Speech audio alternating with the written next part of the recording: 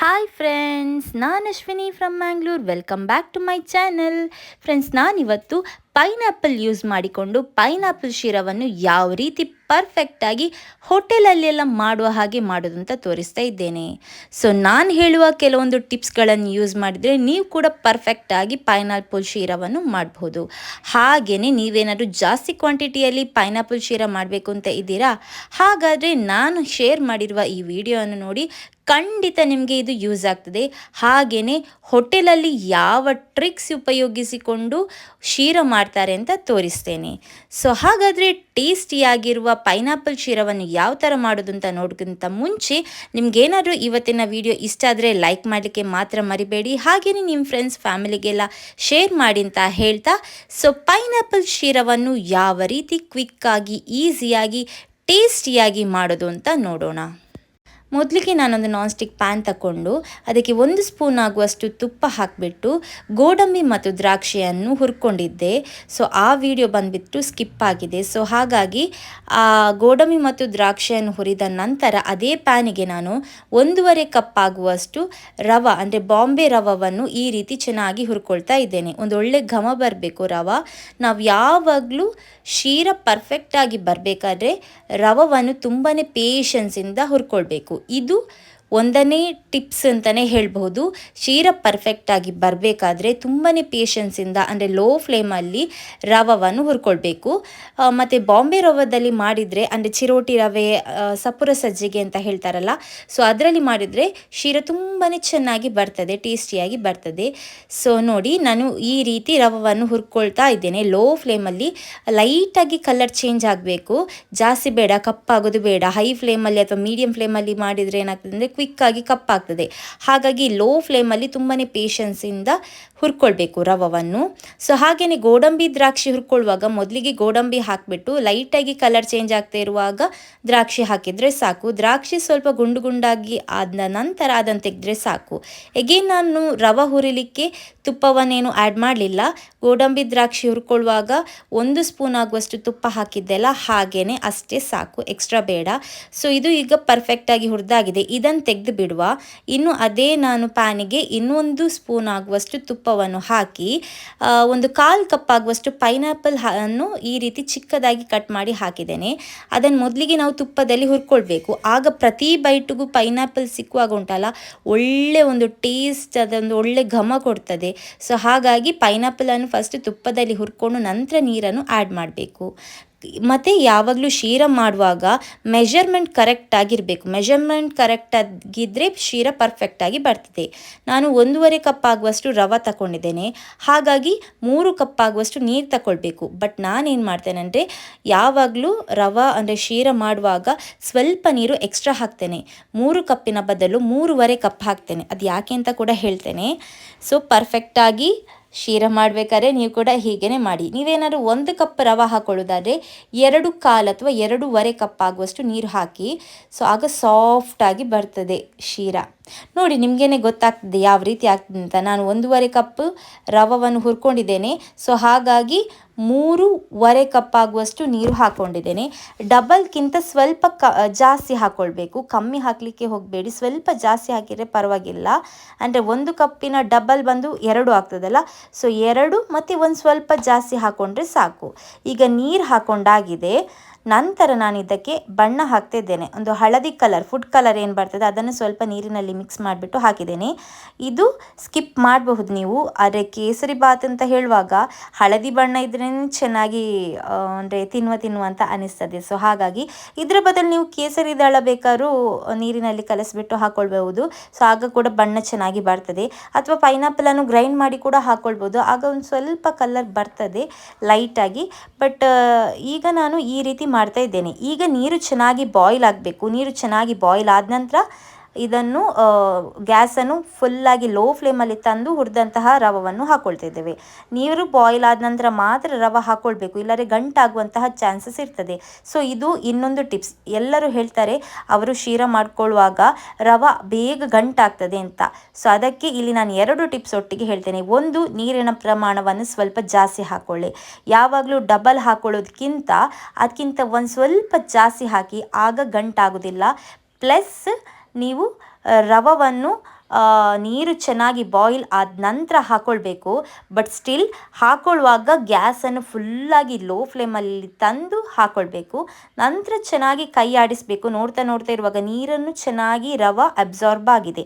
ನೀರೇನು ಕಾಣ್ತಾ ಇಲ್ಲ. ಆಗಲೇ ನೋಡಿ ಎಷ್ಟು ತೆಳ್ಳಗಿತ್ತು, ಈಗ ನೋಡಿ ಅಂತೆ ನೀರೇ ಕಾಣ್ತಾ ಇಲ್ಲ, ಚೆನ್ನಾಗಿ ಅಬ್ಸಾರ್ಬ್ ಆಗಿದೆ.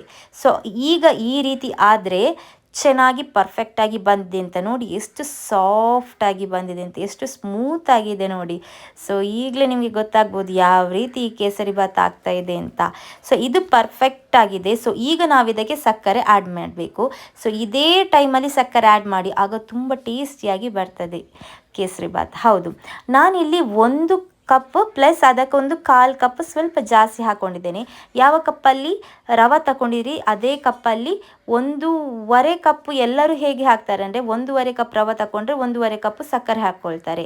ಆದರೆ ಇಲ್ಲಿ ಪೈನಾಪಲ್ ಸ್ವಲ್ಪ ಜಾಸ್ತಿನೇ ಸ್ವೀಟ್ ಆಗಿತ್ತು. ಸೊ ಹಾಗಾಗಿ ನಾನು 1/4 ಕಪ್ ಹಾಕ್ಕೊಂಡಿದ್ದೇನೆ. ಇದು ಪರ್ಫೆಕ್ಟಾಗಿ ಬರ್ತದೆ. ಸೊ ಜಾಸ್ತಿ ಹಾಕ್ಕೊಂಡ್ರೆ ಸ್ವೀಟ್, ಅದು ತುಂಬಾ ಸ್ವೀಟ್ ಆಗ್ತದೆ. ಸೊ ಸಕ್ಕರೆ ಹಾಕ್ಕೊಳ್ಳುವಾಗನೇ ನಾನು ಸ್ವಲ್ಪ ಒಂದು ಏಲಕ್ಕಿಯನ್ನು ಕೂಡ ಒಂದು ಕುಟ್ಟಿ ಪುಡಿ ಮಾಡಿ ಹಾಕ್ಕೊಂಡಿದ್ದೇನೆ. ನೀವು ಏಲಕ್ಕಿಯನ್ನು ಸಿಪ್ಪೆ ತೆಗೆದು ಹಾಗೇನೆ ಬೇಕಾದ್ರೂ ಹಾಕ್ಕೊಳ್ಬಹುದು, ಅಥವಾ ಸ್ವಲ್ಪ ಕುಟ್ಟಿ ಪುಡಿ ಮಾಡಿದರೂ ಕೂಡ ಆಗ್ತದೆ. ನಾನು ಸ್ವಲ್ಪ ಅದನ್ನು ಜಜ್ಜಿಬಿಟ್ಟು ಹಾಕ್ಕೊಂಡಿದ್ದೇನೆ, ಜಾಸ್ತಿ ಅಲ್ಲ, ಸ್ವಲ್ಪ. ಸೊ ಚೆನ್ನಾಗಿ ಮಿಕ್ಸ್ ಮಾಡಿ ನೋಡ್ತಾ ನೋಡ್ತಾ ಇರುವಾಗ ಗಟ್ಟಿಯಾಗಿರುವ ಶೀರ ಸಕ್ಕರೆ ಕರಗಿ ನೀರಾಗ್ತದೆ. ಸೊ ಆಗ ನಿಮ್ಮ ಕೇಸರಿ ಬಾತ್ ಕೂಡ ನೀರಾಗ್ತದೆ. ಬಟ್ ಪರವಾಗಿಲ್ಲ, ಅದು ಇನ್ನೂ ಕೂಡ ದಪ್ಪ ಗಟ್ಟಿ ಆಗ್ತದೆ. ಸೊ ನೀವೇನೀಗ ಗಂಟು ಥರ ಕಾಣ್ತಾ ಉಂಟು ನೋಡಿ, ಅದು ಗಂಟಾದದ್ದಲ್ಲ ಆ್ಯಕ್ಚುಲಿ, ಅದು ಪೈನಾಪಲ್ ಹಾಕಿದ್ವಿ ಅಲ್ಲ ನಾವು, ಅದು. ಸೊ ಏನಾದರೂ ಗಂಟಾದರೂ ಕೂಡ ಪರವಾಗಿಲ್ಲ, ಸ್ವಲ್ಪ ಸ್ವಲ್ಪ ಗಂಟಿದ್ರೆ. ಈಗ ನೀವು ಚೆನ್ನಾಗಿ ಮಿಕ್ಸ್ ಮಾಡಬೇಕು, ಆಗ ಕರೆಕ್ಟಾಗಿ ಆಗ್ತದೆ. ನೋಡಿ ಎಷ್ಟು ಚೆನ್ನಾಗಿ ಬರ್ತಾ ಉಂಟು ಅಂತ, ಸಕ್ಕರೆ ಎಲ್ಲ ಕರಗಿ ನೀರಾಗಿದೆ. ಸೊ ಈಗ ನಿಮಗೆ ನೋಡುವಾಗ ಇದೇನಪ್ಪ ಕೇಸರಿ ಬಾತ್ ನೀರಾಗಿ ಬಂದಿದೆ ಅಲ್ಲ ಅಂತ ಅಂದ್ಕೊಳ್ತೀರಿ. ಸೊ ಬಟ್ ಕೇಸರಿ ಬಾತ್ ಯಾವಾಗಲೂ ಸಾಫ್ಟಾಗಿ ಸ್ಮೂತಾಗಿ ಬರಬೇಕಾದ್ರೆ, ಎಷ್ಟೇ ಹೊತ್ತು ನೀವು ಇಟ್ಟರೂ ಕೂಡ ಸಾಫ್ಟಾಗಿ ಇರಬೇಕಾದ್ರೆ ಇದೇ ರೀತಿ ಮಾಡಬೇಕು. ಸೊ ಹೋಟೆಲಲ್ಲಿ ಎಲ್ಲ ಇನ್ನು ಯಾವ ರೀತಿ ಟಿಪ್ಸ್ ಅಂದರೆ ಟ್ರಿಕ್ಸ್ ಉಪಯೋಗಿಸ್ತಾರೆ ಅಂತ ಅದನ್ನು ಕೂಡ ನಾನು ಹೇಳ್ತೇನೆ. ಸೊ ಈಗ ನೋಡಿ, ನೋಡ್ತಾ ನೋಡ್ತಾ ಕೇಸರಿ ಬಾತ್ ಗಟ್ಟಿ ಆಗ್ತಾ ಬರ್ತದೆ. ಸೊ ಹಾಗಾಗಿ ನೀವು ಕೈ ಬಿಡದೆ ಚೆನ್ನಾಗಿ ಮಿಕ್ಸ್ ಮಾಡಬೇಕು. ಸೊ ನೀವೇನಾದರೂ ಸೌಟ್ ಹಾಕೋದು ನಿಲ್ಲಿಸಿದರೆ ಸ್ವಲ್ಪ ಗಂಟಾಗುವ ಚಾನ್ಸಸ್ ಇರ್ತದೆ. ನೋಡಿ ಈಗ ಕರೆಕ್ಟಾಗಿ ಬಂದಿದೆ ಹದ, ನೋಡಿ ಯಾವ ರೀತಿ ಆಗಿದೆ ಅಂತ. ನೋಡಿ ಗಟ್ಟಿಯಾಗಿದೆ, ಆ ಸಕ್ಕರೆ ಕರಗಿದು ಎಗೇನ್ ಗಟ್ಟಿಯಾಗಿದೆ. ನೋಡಿ ವಾವ್, ಎಷ್ಟು ಚೆನ್ನಾಗಿ ಕಾಣ್ತಾ ಉಂಟಂತ. ಆ ಬಣ್ಣ ಕೂಡ ನೋಡಿ ಪರ್ಫೆಕ್ಟಾಗಿ ಬಂದಿದೆ. ಸೊ ಇಷ್ಟಾದರೆ ಸಾಕು. ಇನ್ನು ಇದಕ್ಕೆ ಹೋಟೆಲಲ್ಲಿ ಏನು ಮಾಡ್ತಾರಂದರೆ, ನಾವು ಯೂಶ್ವಲಿ ಮಾಡುವಾಗ ಜಾಸ್ತಿ ತುಪ್ಪ ಹಾಕ್ಕೊಂಡು ಮಾಡ್ತೇವೆ. ಆದರೆ ಹೋಟೆಲಲ್ಲಿ ತುಪ್ಪ ಹಾಕಿದರೆ ನಡೀತದ? ಸೊ ಅವರೇನು ಮಾಡ್ತಾರಂದರೆ ಅರ್ಧ ತುಪ್ಪ ಮತ್ತು ಅರ್ಧ ಎಣ್ಣೆಯನ್ನು ಮಿಕ್ಸ್ ಮಾಡಿ ಹಾಕ್ತಾರೆ. ಸೊ ನಾನು ಕೂಡ ಈಗ ಹಾಗೇ ಮಾಡಿದ್ದೇನೆ.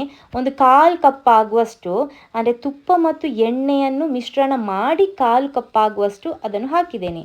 ನೀವು ಬೇಕಾದ್ರೆ ಮನೆಯಲ್ಲಿ ನೀವೇ ಮಾಡೋದಾದರೆ 1/4 ಕಪ್ ಆಗುವಷ್ಟು ತುಪ್ಪ ಹಾಕಿದ್ರೂ ನಡೀತದೆ. ಸೊ ನಾನೇನು ಮಾಡಿದ್ದೇನೆಂದರೆ ತುಪ್ಪ ಮತ್ತು ಎಣ್ಣೆಯನ್ನು ಮಿಕ್ಸ್ ಮಾಡಿಬಿಟ್ಟು 1/4 ಕಪ್ ಆಗುವಷ್ಟು ಹಾಕ್ಕೊಂಡಿದ್ದೇನೆ.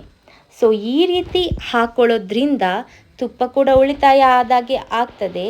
ಮತ್ತು ಹೋಟೆಲಲ್ಲಿ ಈ ರೀತಿಯೇ ಮಾಡೋದು. ಆದರೆ ನಮಗೆ ನೋಡುವಾಗ ವಾವ್, ತುಂಬ ಚೆನ್ನಾಗಿ ತುಪ್ಪ ಸುರಿದು ಬಿಟ್ಟೆ ಮಾಡಿದ್ದಾರೆ ಅಂತ ಅನಿಸ್ತದೆ. ಆದರೆ ಕೆಲವರು ಏನು ಮಾಡ್ತಾರೆ, ತುಪ್ಪ ಇನ್ನೂ ಕೂಡ ಜಾಸ್ತಿ ಹಾಕ್ತಾರೆ. 1 ಕಪ್ ತುಪ್ಪ ಹಾಕ್ಕೊಳ್ತಾರೆ ಅಥವಾ ಅರ್ಧ ಕಪ್ ತುಪ್ಪ ಹಾಕ್ಕೊಳ್ತಾರೆ. ಬಟ್ ಆಗ ಏನಾಗ್ತದೆ ಅಂದರೆ ಅದು ನೋಡುವಾಗನೇ ಗೊತ್ತಾಗ್ತದೆ ನಿಮಗೆ, ತುಂಬ ತುಪ್ಪ ತುಪ್ಪ ಥರ ಕಾಣ್ತದೆ. ಸೊ 1 ಸ್ಪೂನ್ ತಿನ್ನುವಾಗನೇ ಅಯ್ಯೋ ಬೇಡಪ್ಪ ಸಾಕು ಅಂತ ಅನಿಸ್ತದೆ. ಬಟ್ ಇಷ್ಟು ತುಪ್ಪ ಸಾಕಾಗ್ತದೆ, ನೋಡಲಿಕ್ಕೂ ಕೂಡ ಚೆನ್ನಾಗಿರ್ತದೆ, ಟೇಸ್ಟ್ ಕೂಡ ಚೆನ್ನಾಗಿರ್ತದೆ. ನಿಮಗೆ ತಿನ್ನುವಾಗ ಅನಿಸ್ತದೆ ತುಪ್ಪ ಹಾಕಿದ್ದಾರೆ ಅಂತ ಅನಿಸ್ತಾರೆ. ಅಷ್ಟೇ ಆದರೆ ಸಾಕು. ಅದು ಹೇಳ್ತಾರಲ್ಲ, ಅತಿ ಆದರೆ ಅಮೃತವು ವಿಷ ಅಂತ. ಚೆನ್ನಾಗಿರುತ್ತೆ ಅಂತ ಜಾಸ್ತಿ ಸುರಿಲಿಕ್ಕೆ ಹೋಗಬಾರ್ದು ನಾವು. ಎಷ್ಟು ಬೇಕು ಅಷ್ಟೆಲ್ಲೇ ಇರಬೇಕು, ಕರೆಕ್ಟ್ ಅಲ್ವಾ?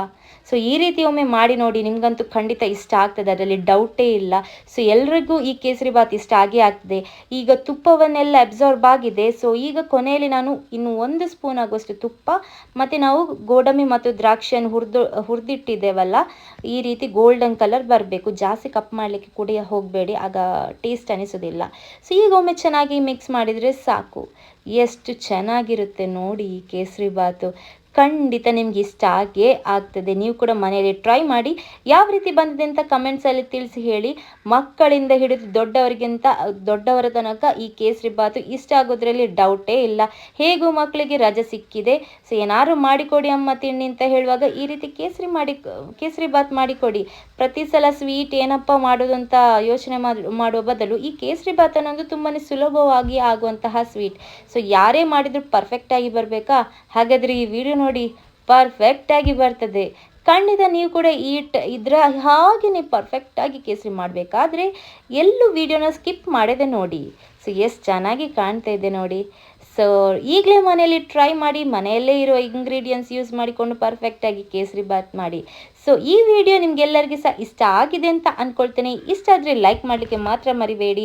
ಸೊ ನಮಗೂ ಗೊತ್ತಾಗಬೇಕಲ್ಲ ನಿಮಗೆ ಎಷ್ಟು ಇಷ್ಟ ಆಗಿದೆ ಅಂತ, ನಾನು ಶೇರ್ ಮಾಡಿರೋ ರೆಸಿಪಿ ಅಂತ. ಸೊ ಹಾಗೆಯೇ ನಿಮ್ಮ ಫ್ರೆಂಡ್ಸ್ ಫ್ಯಾಮಿಲಿಗೆಲ್ಲ ಈ ವಿಡಿಯೋನ ಶೇರ್ ಮಾಡಿ ಅಂತ ಹೇಳ್ತಾ, ಇನ್ನೊಮ್ಮೆ ಮತ್ತೊಂದು ಹೊಸ ವಿಡಿಯೋ ಜೊತೆ ನಿಮ್ಮನ್ನು ಭೇಟಿ ಆಗ್ತೇನೆ. ಅಲ್ಲಿ ತನಕ ಯಾರೆಲ್ಲ ನನ್ನ ಚಾನಲನ್ನು ಇನ್ನೂ ಸಬ್ಸ್ಕ್ರೈಬ್ ಆಗಲಿಲ್ಲ, ಸೊ ಹಾಗೆಯೇ ಯಾರೆಲ್ಲ ನನ್ನ ಚಾನಲನ್ನು ಫಸ್ಟಾಗಿ ಹೊಸತಾಗಿ ಇವತ್ತೇ ನೋಡ್ತಾ ಇದ್ದೀರಿ, ಅವರೆಲ್ಲ ಕ್ವಿಕ್ಕಾಗಿ ನನ್ನ ಚಾನಲ್ಗೆ ಸಬ್ಸ್ಕ್ರೈಬ್ ಆಗಿ, ಹಾಗೆಯೇ ಅಲ್ಲೇ ಇರುವ ಬೆಲ್ ಐಕಾನನ್ನು ಕೂಡ ಕ್ಲಿಕ್ ಮಾಡಿ. ಸೊ ಹಾಗಾಗಿ ನಾನು ಅವತ್ತಿನ ವಿಡಿಯೋನ ನಿಮಗೆ ಅವತ್ತೇ ಕ್ವಿಕ್ ಆಗಿ ನೋಡಬಹುದು. ಸೊ ವಿಡಿಯೋ ನೋಡಿದ್ದಕ್ಕೆ ಥ್ಯಾಂಕ್ ಯು ಸೋ ಮಚ್. ಹೀಗೇ ಸಪೋರ್ಟ್ ಮಾಡ್ತಾ ಇರಿ. ನಿಮ್ಮ ಸಪೋರ್ಟ್ ನನಗೆ, ನನ್ನ ಚಾನಲ್ಗೆ ಬೇಕೇ ಬೇಕು. ಸೊ ಹಾಗೆಯೇ ವಿಡಿಯೋನ ಎಲ್ಲೂ ಸ್ಕಿಪ್ ಮಾಡದೆ ಕಂಪ್ಲೀಟಾಗಿ ನೋಡಿ. ಆಗ ನಿಮಗೂ ಕೂಡ ಪರ್ಫೆಕ್ಟಾಗಿ ಏನೂ ಡೌಟ್ ಇಲ್ಲದೆ ನಾನು ಶೇರ್ ಮಾಡುವ ವಿಡಿಯೋ ನಿಮಗೆ ಅರ್ಥ ಆಗ್ತದೆ. ಸೊ ಇನ್ನೊಮ್ಮೆ ವಿಡಿಯೋ ನೋಡಿದ್ದಕ್ಕೆ ಥ್ಯಾಂಕ್ ಯು ಸೋ ಮಚ್. ಇದೇ ರೀತಿ ಸಪೋರ್ಟ್ ಮಾಡ್ತಾ ಇರಿ.